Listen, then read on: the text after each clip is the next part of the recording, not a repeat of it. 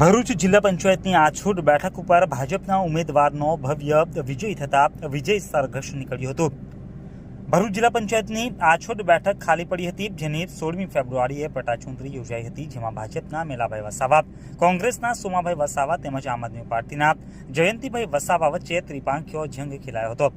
રસપ્રદ બનેલી પેટાચૂંટણીમાં 16,281 મતદારોએ મતદાન કર્યું હતું અને 50.10% મતદાન નોંધાયું હતું। ત્યારે આજરોજ આમોદ મામલતદાર કચેરી ખાતે નાયબ કલેક્ટર અને ચૂંટણી અધિકારી ડોક્ટર સુપ્રિયા ગાંગુલીના અધ્યક્ષસ્થાને મતગણતરી યોજાઈ હતી।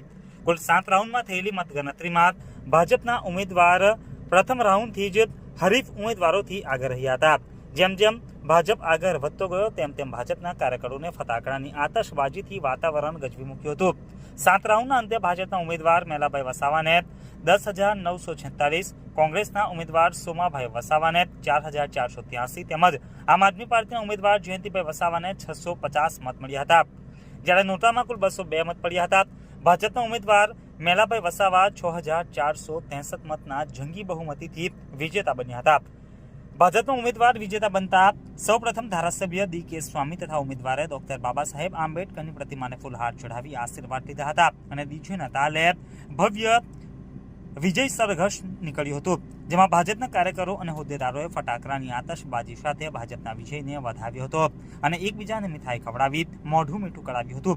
ભાજપની ભવ્ય જીત થતા ધારાસભ્ય ડી.કે. સ્વામીએ સૌ મતદારોનો આભાર માન્યો હતો। 4 કલાકે વિજય સરઘસ નીકળ્યું હતું। ભરૂચ જિલ્લાની અંદર આછોદ અને જંબુસર નગરપાલિકાની 2 સીટો છે।